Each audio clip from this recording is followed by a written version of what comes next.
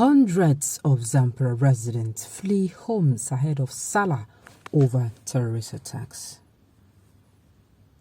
Welcome to the news, and please subscribe to our channel. To get notified when we post hot, juicy news updates, please click on the notification bell. Now, this is really very sad. According to Premium Times, Magazu, one of the biggest wards in Zamafara, is deserted. Hundreds of residents of Magazu and market communities in Zamafara local government area of Zamafara state have fled their homes over the incessant raids and attacks of gunmen, locally called bandits. According to Premium Times, Magazu, one of the biggest wards in Zamafara, is deserted.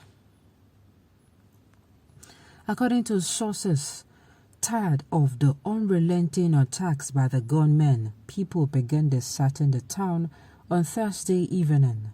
By Friday morning, almost everyone in the town has fled. Bandit attacks in Zamafara local government are more frequent than in other parts of Zamafara, which is plagued by worsening insecurity. The gunmen who operate across Nigeria's northwest region have killed thousands of people and injured even more. They sack villages and farmlands and rustle livestock. They impose levies on communities before they may farm, and the faulters are either killed or abducted. The gunmen also operate a widespread kidnap for ransom operation across the entire region. They specifically target travelers, students of educational institutions, and government officers. Experts say the kidnap for ransom operation is perhaps the worst in the country's history. As the government fails to protect residents of the areas, many communities have set up vigilante groups to resist the bandits. However, this has worsened the security challenges in the area, as it has given rise to an explosion of tit-for-tat killings between the bandits, who are mostly of Fulani extraction, and the vigilante group set up by majority of Hausa communities in the area. Abubakar Magazu, a villager, said residents of the town unanimously decided to leave. He said residents unanimously decided to leave after some bandits raided the town on Wednesday and abducted more than 30 people. Let me be honest with you. These people will never allow us to rest. They stopped us from going to farms and market, and now they will not even allow us to live in peace. On Wednesday, they came to our town immediately after the Iftar Muslim break of fast and abducted over 30 residents and looted property. As big as this community is, nobody has more than 2 goats or domestic animals in his house because the bandits have stolen them, he said. He said the bandits attacked the town again Thursday night but did not abduct anyone. "We are always in fear," he said. "After Wednesday's attack, we decided to leave the town. Some people started leaving yesterday, Thursday. They attacked again, those of us who slept in the town yesterday. But I think they were there to scare us because they took nothing or anyone," he said. A youth leader in Zamafara, Samalia Usman, said the residents from Magazu and Maki have been trooping into the local government headquarters as of Friday afternoon. I don't know what people hear whenever I hear, but what I hear is people who are tired. These people don't tire.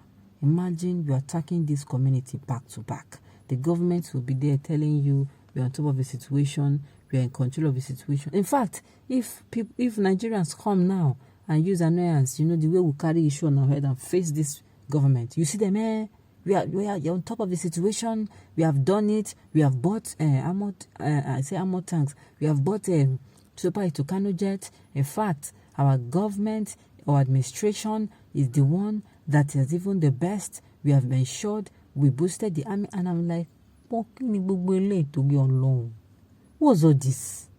Look, whether you buy or if you like, go and buy all the arms and ammunition in the world without a strategy, without the government really telling themselves. I've said it, any day the government wakes up and say, you see today, enough of this insecurity issue, it is going to be solved. They don't need to tell us so, they just whispered it among themselves. I tell you, that day you start hearing that, some people receive boosts. The people entered and people, the army swung into action. That is what you hear. And of course, I am one of the people that believes that the government of this day had something to do with these people. Yes. And the person that is always finding my belief is the late General Abacha.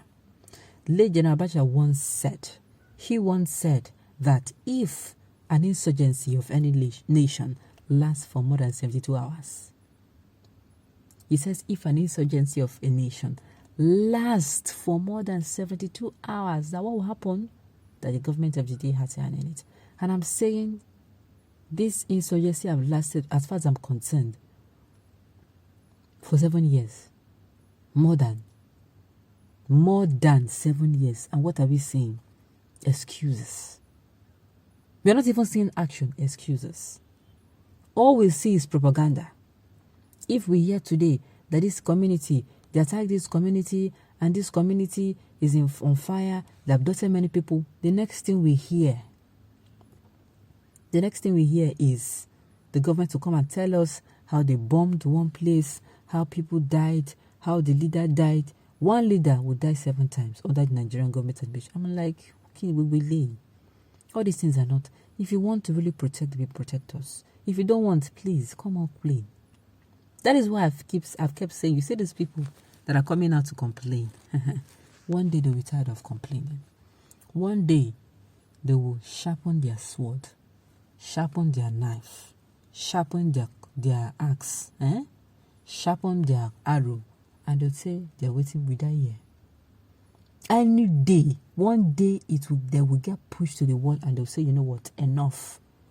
And if government can't do mistake, that time, can't go send military men, say, oh, people should not take up arms. I pity the people that go send good. I pity them. Sincerely. Because as I have always said, there is a limit to what everyone can see. I cannot be here and things are happening and it is sorry you're always telling me. One day, I'll fight for myself and tell you sorry. Yes, I will fight. I'll tell you, Oga, you sorry, self. Sorry, yeah? No verse, but this sorry. I'm not going to fit the today. I make her give them back to you. Arewa should get the PVC and vote a competent leader come 2023. Okay, we already know who that is. Vote His Excellency Chief Dr. Bello Toji for United Nigeria. Oh my God, you should leave him alone. This is not funny. On this note, we have come to the end of the news. We say thank you for tuning in to listen. Until I come here next time, enjoy the rest of your day.